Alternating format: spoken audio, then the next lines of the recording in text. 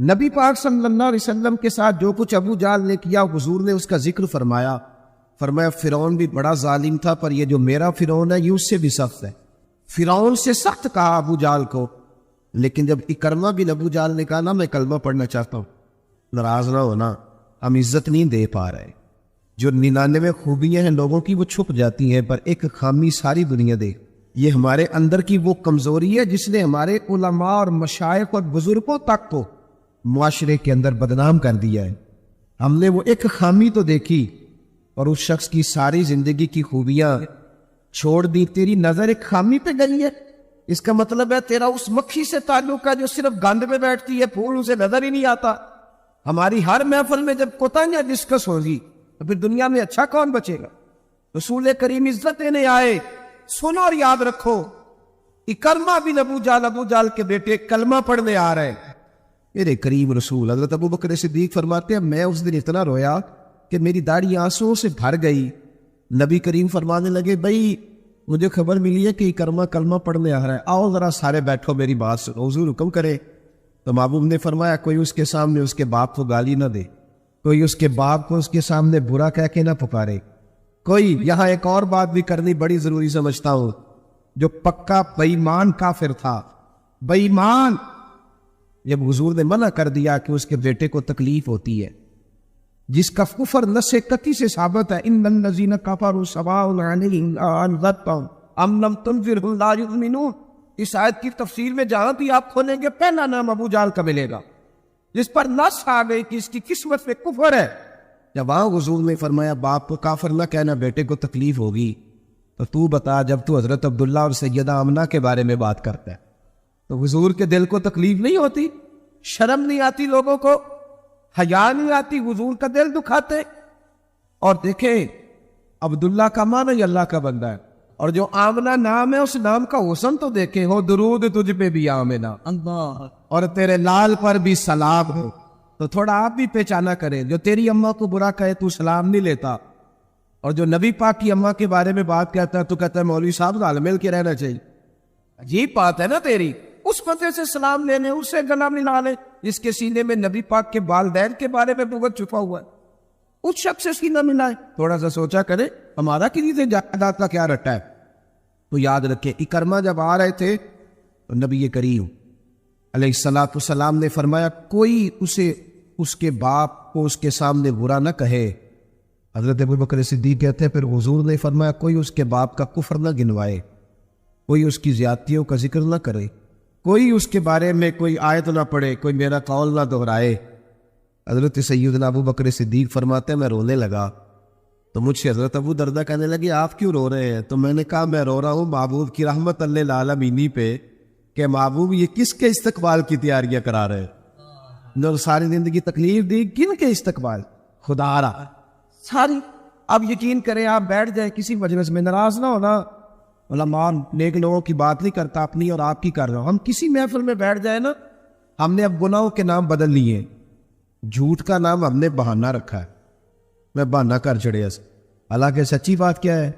جھوٹ بولا۔ اور یہ غیبت کا نام ہم نے بدل کے گپ شپ رکھا ہے، تھوڑی دیر گپ شپ کرے۔ وہ گپ شپ کیا ہے؟ بڑے بڑے مذہبی لوگ میری طرح تھے، جبہ و دستار، وہ ساتھ والی، اتنا اپنی جماعت کی تبلیغ کرنا ضروری نہیں سمجھتے جتنا ساتھ والی جماعت پہ تنقید کرنا ضروری سمجھ۔ یوں لگ رہا جیسے مقابلہ چل رہا ہے مذہبی لوگوں کا آپس میں، ہر آنے والے کو اور ہر ملنے والے کو اور ہر جس آدمی کا نام ہے اس کی کوئی نہ کوئی کوتاہی تلاش کر کے رکھنا ہمارا وتیرہ بن گیا ہے۔ اس مزاج کو بدلنا پڑے گا، جب یہ مزاج بدلے گا تو معاشرے میں حسن پیدا ہو۔ میری طرح جو آدمی بھی تھوڑا سا ممبر پہ بیٹھنے لگتا ہے وہ کہتا ہے میں ہی دین کا کام کر رہا ہوں، جو جماعت بھی کام شروع کرتی ہے کہتے ہیں صرف ہم نے کیا۔ بھئی تم نے کیا تو تم سے پہلے غیر مسلم تھے سارے، تمہیں کیسے پتا چلا یہ دین ہے؟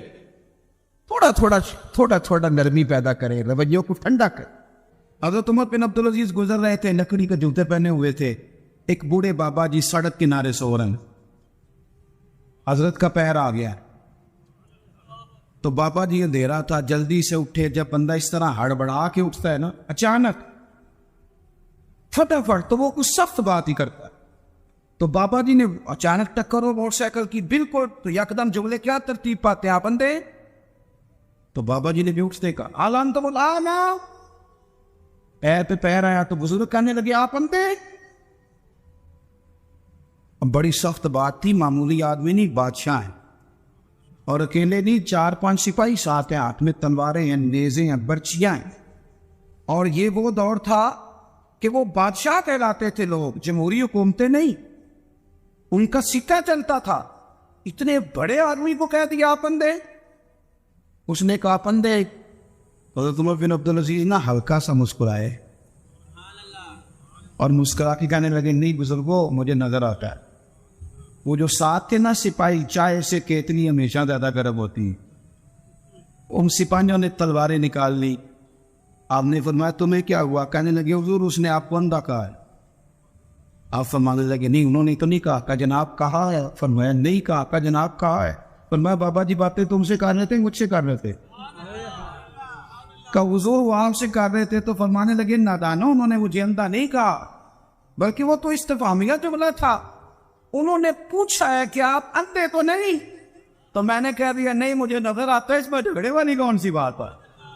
یعنی جتن تے ہر کوئی کھیڈے نا کبھی آرن بھی تے کھیڈ فقیرا، اور جتن دا ملکو بھی پیندے آرن دا ملک ہیرا۔ کسی جگہ کوئی ایسا سٹیٹس ہو، کوئی ایسی جگہ ہو، آپ ہر مقام پہ اگر جہالت ہی کریں گے اور جائنوں سے ہی آپ بحث کریں گے تو وہی کے وہی رہ جائیں گے، پھر تو آگے بڑھ ہی نہیں سکتے، کوئی کام آپ سے ہو ہی نہیں سکتا۔ نبی کریم صلی اللہ علیہ وسلم تشریف فرمائے ہیں، جناب صدیق اکبر ہیں، ایک بندہ بار بار حضرت صدیق اکبر رضی اللہ تعالیٰ عنہ پہ تنقید کرتا، بار بار، حضور خاموش ہے۔ جب اس نے حد کر دی تو حضرت صدیق اکبر بولے، فرمایا تو غلط کہہ رہا ہے، میں اس طرح کا نہیں۔ آپ نے بات کو گہرائی سے سمجھ لے اور خدا را ضرور سمجھنا، اسے تقریر نہ سمجھنا، جذبات کا اظہار کروا۔ ایسے تلخ تلخ لوگ، آپ یقین کریں ہم عقیدہ لوگ، ایک عقیدے، ایک نظریے کے، ایک جماعت کے لوگ، لیکن ایک دوسرے سے دوریاں ہمارے رویوں نے اس طرح کر دیا ہے کہ ایک شخص اکیلا ہی زندہ ہے، بس وہی ٹھیک ہے، اس کے علاوہ کوئی بھی نہیں۔ اتنی دوری یار، وہ امت جس کی 80 صفیں ہونی ہے قیامت کے دن، جو نظر آئے گی پوری دنیا میں کہ یہی امت ہے، وہ اس طرح ٹوٹ ٹوٹ کے بکھر رہی ہے، ہم درگزر کرنے کو تیار ہی نہیں، وہ باتیں کر رہا ہے۔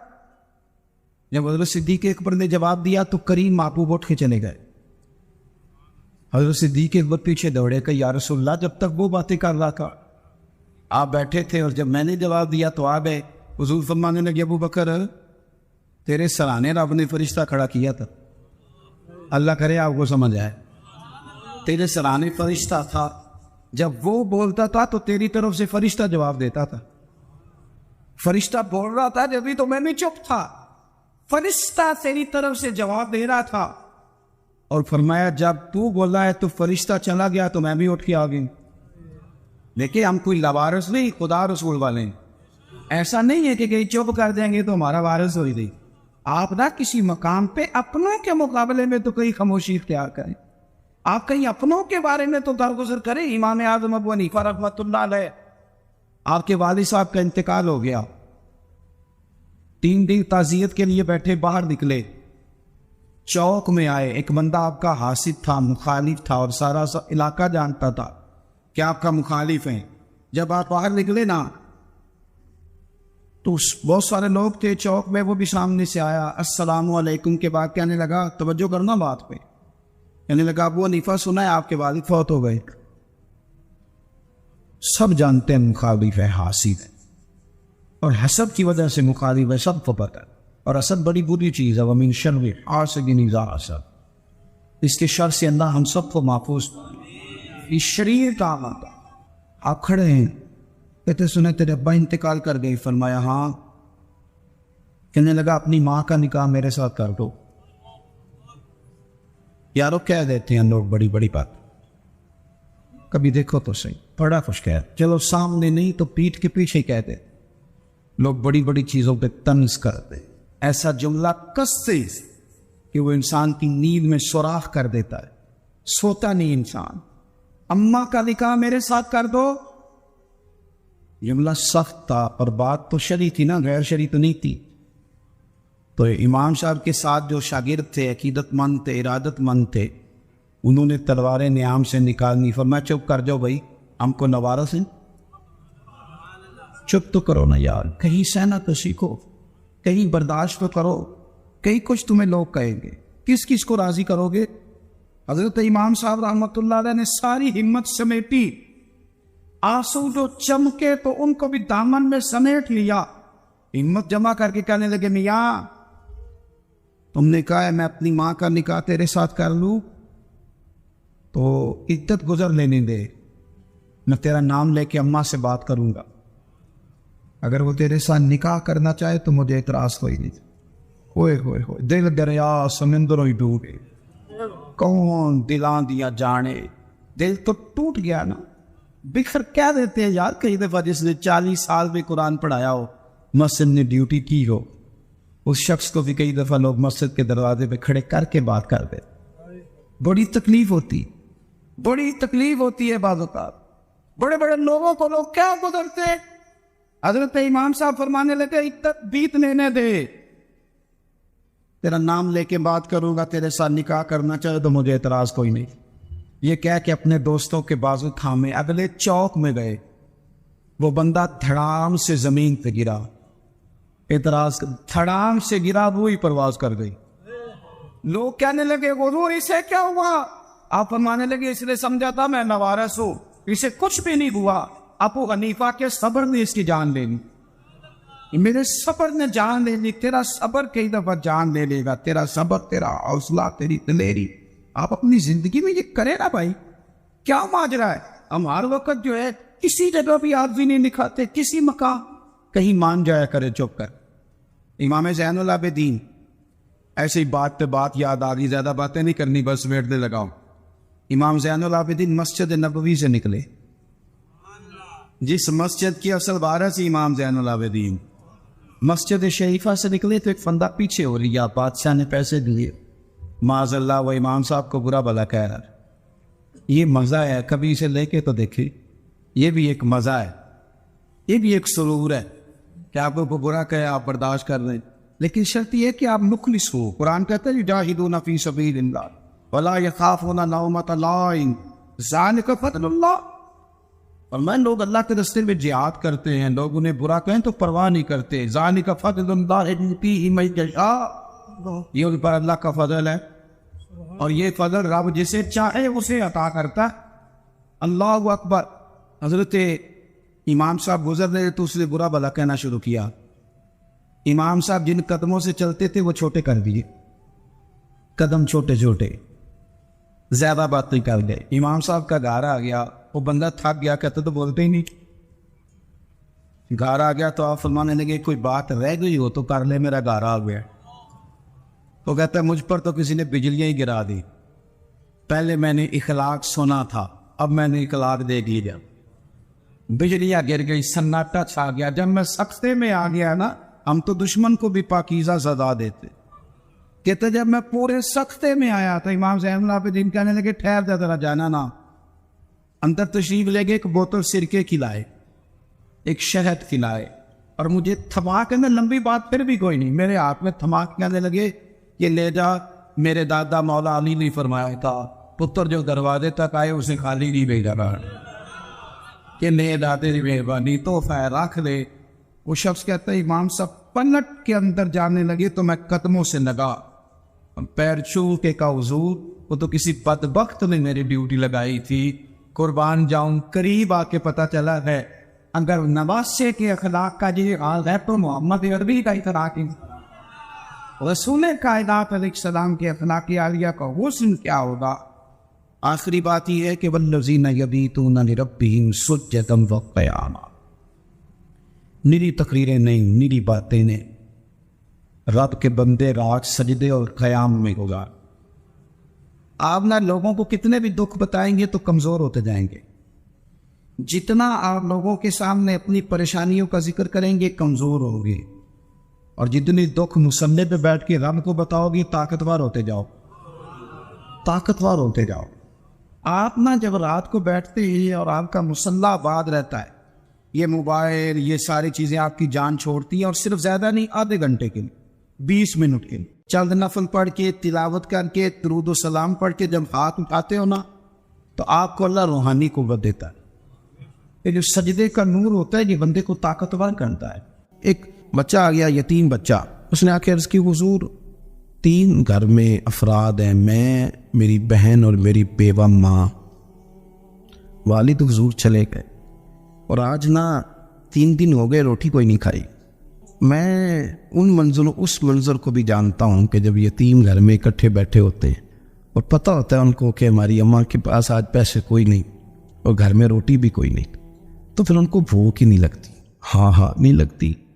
اماں پوچھتی ہے پتر روٹی کھانی ہے؟ نہیں میں تو سویرے جو کھایا تھا وہ ہضم ہی نہیں ہوا, منجی شاہی کوئی نہیں.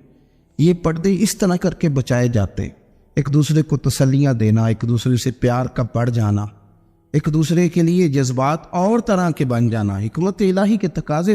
یا رسول اللہ صلی اللہ تعالیٰ علیہ وسلم, بیوہ ماں ہے, یتیم بہن ہے, 3 دن سے کھایا کچھ نہیں, قربان جائیں.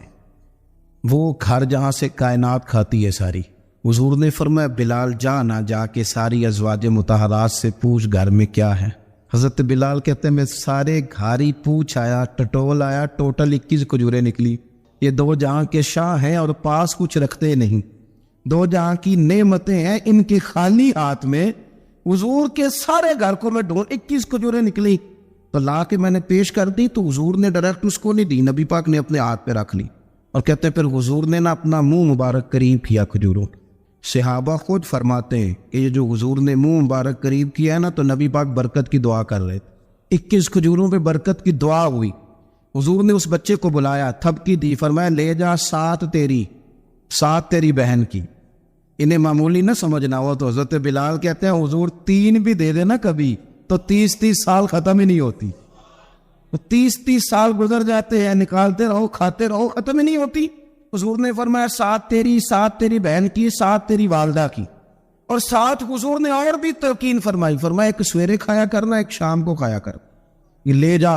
حضرت سیدنا بلال حبشی کہتے ہیں رضی اللہ تعالیٰ عنہ کہ بچہ لے کے جب باہر نکلا تو حضرت سیدنا معاذ ابن جبل دوڑ کے گئے اور جا کے بچے کے سر پہ شفقت سے ہاتھ پھیرا, کہا فکر نہ کرنا, رب کریم تجھے بہترین سرپرست عطا کرے گا, پتر پریشان نہ ہونا, اللہ تیری مدد کرے گا. صرف حوصلہ دیا, سر پہ دست شفقت پھیرا, بچہ چلا گیا. تو حضور نے فرمایا معاذ ادھر آؤ نا ذرا. یا رسول اللہ حکم ہو. فرمایا کس چیز نے تمہیں اٹھایا بچے کے سر پہ ہاتھ رکھنے کے لیے؟ اس نے تمہیں کہا کس چیز نے تمہیں اٹھایا جو تم بچے تک پہنچ گئے؟ عرض کی یا رسول اللہ وہ جو میرے دل میں اللہ نے یتیم کے لیے رحمت رکھی ہے نا, اس نے مجھے اٹھایا تھا, اور میں نے جا کے اس کے سر پہ دست شفقت پھیرا. تو حضور فرمانے لگے سن پھر, جو کسی یتیم کے سر پہ خالی ہاتھ بھی پھیر دے, جتنے بال اس کے ہاتھ کے نیچے آئیں گے نا, رب اتنی خطائیں معاف کرے گا, اتنی نیکیاں دے گا, اتنے درجے اس پہ بلند کر دے گا. خالی دست شفقت ہی پھیر دے. دینا دلانا تو بات کی بات ہے, اس کا خیال رکھنا. تو یہ جو ہمارے مدارس ہیں نا, میں اکثر بچے غریب ہوتے ہیں, لیکن کچھ بچے تگڑے گھروں کے بھی ہوتے ہیں, مالدار گھروں کے بھی ہوتے ہیں. اس میں اگر کوئی ایسا بچہ آ بھی جاتا ہے نا جو یتیم ہے, کمزور ہے, تو وہ اپنے آپ کو محسوس نہیں کرتا کمزور, کیونکہ وہ یہ نہیں سمجھتا کہ میں یتیم خانے میں آیا ہوں. اس کے ذہن میں مائنڈ سیٹ یہ ہوتا ہے کہ میں مدرسے میں آیا ہوں اور میں پڑھنے کے لیے آیا ہوں. اور چونکہ وہ کچھ وزادار بچے, مالدار بچوں کے ساتھ وقت گزارتا ہے, اسی دسترخوان پہ بیٹھ کے کھاتا ہے, اسی کلاس میں سب کے ساتھ بیٹھ کے پڑھتا ہے, تو اس کی عزت نفس مجروح ہونے کی بجائے طاقت پکڑتی. وہ برابری کی سطح پہ جب آتا ہے تو اسے محسوس ہوتا ہے کہ مجھے عزت دی جا رہی. اس لیے مدارس اسلامیہ میری نظر سب سے مضبوط جگہ ہے جہاں مساکین کی, یتیموں کی, غریبوں کی صحیح معنوں میں کفالت بھی ہوتی ہے, تعلیم بھی ہوتی, عزت بھی ہوتی ہے, تربیت بھی ہوتی ہے. میرے رسول کریم علیہ السلام بڑے انہماک کے ساتھ, بڑے توجہ کے ساتھ. اچھا ایک کام اور ہوتا ہے ہمارے ہاں, وہ کیا ہے؟ اگر کوئی یتیم مال چھوڑ گیا نا اس کا باپ, تو پھر تو وارے لے آ رہے ہیں اس کے, پھر تو اللہ خیر کرے کہ بہت سارے مل جائیں گے کفالت کرنے والے, بہت سارے ملیں گے دھیان رکھنے والے, بڑے سارے ملیں گے توجہ دینے والے. قرآن مجید نے فرما دیا ہے کہ جو یتیم کا مال کھاتا ہے وہ سمجھ لے کہ میں مال نہیں کھا رہا, میں آگ کھا رہا ہوں, آگ کھا رہا ہوں, آگ. سورہ نساء دیکھیے. ہمارے ہاں اگر تو وہ مال چھوڑ گیا ہے تو پھر تو بہت سارے رشتہ دار مستقل اس کے محلے میں مکان لینے کو تیار ہو جاتے, الا ماشاء اللہ. پھر تو بڑے سارے ایسے بھی رشتہ دار بن جاتے ہیں جن کو والد کی موجودگی میں کبھی زیارت کا موقع بھی نہیں ملا تھا۔ یہ مال جو یتیم کا ہے اس کی تو زیادہ حفاظت کرنی تھی۔ ہم کئی دفعہ مسئلہ بتاتے ہیں، لوگ فتویٰ بازی شروع کر دیتے۔ مجھے بلایا گیا کہ ایک صاحب کا انتقال ہو گیا تو ان کا ختم شریف ہے، تو بچے ان کے نابالغ ہیں، تو میں نے کہا کہ آپ اس طرح کریں، ان کے مال میں سے زیادہ پیسے نہ صرف کریں۔ نہیں بڑے پیسے کمائے ہیں جی، اس نے ساری زندگی باہر نکالی، یا تو لاکھوں کروڑوں کمائے ہیں، تو چھوٹا گوشت پکائیں گے، بکرے کا گوشت پکائیں گے اور ہم ان کا ختم شریف دلائیں گے۔ تو میں نے کہا صاحب آپ رشتہ دار ہیں، ان کے بچوں کے مال کی حفاظت کریں۔ ختم شریف تو اس میں گوشت زیادہ ہونا ضروری نہیں، اس میں تو درد سے دعا کرنا ضروری ہے، اس میں تو تلاوت قرآن پاک کے صالح ثواب میں ضروری ہے، ذکر اذکار ضروری ہے۔ لیکن کیا کیا جاتا ہے کہ بے دریغ مال ان کا اگر ہو تو، ایک حدیث پاک ہے بخاری مسلم میں، بڑے غور سے سنیے اور اس کے اندر جتنے پہلو ہیں ان پر پوری توجہ دیجیے گا کہ کہیں ہم ادھر آ تو نہیں گئے۔ رسول پاک صلی اللہ علیہ وسلم نا ہمارے لیے سب سے بڑے حکیم ہیں، سب سے زیادہ حکمت حضور نے ہمیں بتلائی ہے کہ اس رستے چلو گے تو بچو گے، اس رستے جاؤ گے تو ہلاک ہو جاؤ۔ نبی کریم علیہ السلام نے فرمایا، بخاری مسلم ہے، فرمایا 7 ہلاک کرنے والی چیزوں سے بچنا، اگر ان میں تم چلے گئے تو ہلاک ہو جاؤ گے۔ 7 چیزیں ہیں جو تمہیں ہلاک کر دیں، برباد ہو جاؤ گے، تباہ ہو جاؤ گے، ہلاکت کا سفر ہے یہ، 7 چیزوں سے بچو۔ یا رسول اللہ صلی اللہ علیہ وسلم وہ کون کون سی؟ تو حضور نے فرمایا اللہ کے ساتھ شریک نہ کرنا، ہلاک ہو جاؤ۔ دوسرا نبی پاک صلی اللہ علیہ وسلم نے فرمایا جادو نہ کرنا، ہلاک ہو جاؤ گے، ہلاک۔ اور یار جسے حضور فرما رہے ہیں ہلاک ہو جائے وہ بچے گا۔ نبی پاک صلی اللہ علیہ وسلم نے تیسرے نمبر پر فرمایا جس شخص کے قتل کرنے کو اللہ نے حرام قرار دیا ہے اسے قتل نہ کرنا، ہلاک ہو جاؤ۔ چوتھے نمبر پر رسول پاک علیہ السلام نے فرمایا سود نہ کبھی بھی کھانا، ہلاک ہو جاؤ گے، ہلاک۔ بڑی بڑی دلیلیں دی بینک والوں نے، بڑا سمجھایا تو حاجی صاحب مان گئے، محترم مان گئے، کہنے لگے نہیں جی نہیں وہ کاروبار میں لگاتے ہیں۔ بڑے بھولے والے ہیں ہم، پتہ سارا ہے۔ اور دیکھو سب کاموں کے باوجود مستقل بینکوں میں پیسے اس اکاؤنٹ میں رکھے ہوئے جہاں سے مستقل سود آتا ہے۔ حضور نے فرمایا نہ کرنا یہ کام۔ تو کہتے میں سود پہ پیسے لے کے کاروبار چمکاؤں گا، تیرے نبی پاک نے تو فرمایا تو ہلاک ہو جائے گا۔ تو کہتے میں میل لگاؤں گا، حضور نے تو فرمایا ہلاکت ہے۔ تو کہتے میں بڑا کچھ کر جاؤں گا تو ہلاکت ہے۔ اچھی طرح سمجھ لیں، اصل مال بھی ضائع ہو جاتا ہے اس بندے کا جو سود کا مال ملا لیتا ہے، اصل برکت بھی اڑ جاتی۔ اور میرے نبی ایک پاک صلی اللہ علیہ وسلم نے 5ویں نمبر پہ فرمایا یتیم کا مال نہ کھانا، ہلاک ہو جاؤ گے، نہ کھانا ان کا مال، یہ کروڑوں ہو، اربوں ہو یا 10 روپے ہو، یتیم کا پیسہ نہ کھا جانا، ہلاک ہو جاؤ گے، ہلاکت تمہیں آ لے گی۔ اور پھر 6 نمبر پر نبی پاک علیہ السلام نے فرمایا کفر سے جہاد ہو رہا ہو تو کبھی پیٹ پھیر کے بھاگنا نہ، ہلاک ہو جاؤ۔ اور 7ویں نمبر پر اللہ کے رسول نے فرمایا بے قصور اور بے گناہ عورت پر تہمت نہ لگا، بلا وجہ بہو کے کھاتے نہ کچھ ڈال دے، بلا وجہ بھابھی اور بیوی اور کسی بھی خاتون پر کوئی الزام بے قصور عورت پر بہتان نہ لگانا۔ مار مار کے ایک شخص نے بے حال کر دیا بیوی کو، اور بعد میں پتا چلا کہ جی مجھے شک ہے تویز کراتی ہے۔ کیا آپ کی سوچ ہے؟ مسلمان اللہ کو ماننے والا اور اس باتوں پر الزام لگائے گا تویز کرا کے لاتی بے قصور عورت پر بہتان۔ ایک تو بات ہے اسے مارنا، اور ایک یہ ہے کہ کوئی تکلیف دینا، اور ایک خانے اتنی بات کی کہ بہتان بھی نہ لگانا، اس پر الزام نہ لگانا، یعنی تم نے صرف بے قصور عورت پر الزام ہی لگایا تو حضور فرماتے ہیں ہلاک ہو جاؤ۔ یہ ہلاکت والا کام ہے، لیکن ہم بغیر سوچے سمجھے کہہ دیتے ہیں اس نے کہا ہے، اس نے کیا ہے، یہ کرتی ہے، یہ کام نہیں کرے۔ یہ 7 وہ چیزیں ہیں جو ہلاک کر دیں گی۔ نبی پاک صلی اللہ تعالیٰ علیہ وآلہ وسلم فرماتے ہیں میں نا جنت کا دروازہ کھولوں گا تو ایک عورت کو نا میں سبقت لے جاتے ہوئے دیکھوں گا، یعنی وہ جلدی سے جنت میں داخل ہو رہی۔ یا بعض شارحین کہتے ہیں کہ حضور داخل ہوتے ہی سب سے پہلے اس کا چہرہ دیکھیں گے، حضور فرمائیں گے تم پہلے ہی آ گئی بی بی جنت میں، حضور نے دروازہ کھولا تو جلدی سے نظر آئی، تو پہلے آ گئی۔ سب نے لکھا ہے کہ اس عورت کی شان یہ ہے کہ سب سے پہلے جنت میں گئی۔ میں نے حدیث پڑھی تو میں نے نیچے حاشیے میں لکھا، میں نے کہا میرا خیال یہ ہے کہ اس کی زیادہ شان یہ ہے کہ جنت میں اس کی سب سے پہلی ملاقات مدینے والے محبوب سے ہو گئی۔ یہ دیکھو کتنی بڑی شان. حضور فرمانے لگے تو کیسے پہلے آ گئی, کون ہے تو؟ وہ کہنے لگی حضور میں بیوہ ہوں, میرے بچے یتیم تھے, میں نے ان کی خاطر نہ بیٹھی رہی, میں نے نکاح نہیں کیا, میں نے ان یتیموں کی پرورش کی, بیوہ بن کے زندگی گزار دی, ان یتیموں کے لیے بیٹھی رہی. اس کو جائز ہے, یہ کر سکتی تھی, لیکن اس نے سوچا کہ میں ان کی نگہبانی یتیموں کے لیے بیٹھی رہی. آج شان یہ ہے کہ مدینے والے کے لیے جب دروازہ کھلا ہے تو اس بی بی کو بھی رب کریم نے فوراً ہی جنت عطا فرما دی. یہ سب سے پہلے گئی. میں نے دیکھی ہیں ایسی عورتیں 23 سال میں بیوہ ہوئی پر عمر بچوں کے نام کر. اسے پتا تھا کہ کل کو جب یہ بڑے ہوں گے تو یہ اپنے کمرے کا دروازہ بند کر لیں گے, یہ نہیں پوچھیں گے کہ اماں سوئی ہے کہ جاگ رہی ہے. ان کا آنا جانا الگ سے ہو جائے گا, ان کے تعلقات اپنے ہو جائیں گے, پر یہ بیٹھی رہی, یہ بیٹھی رہی. اس نے بچوں کو وقت دیا.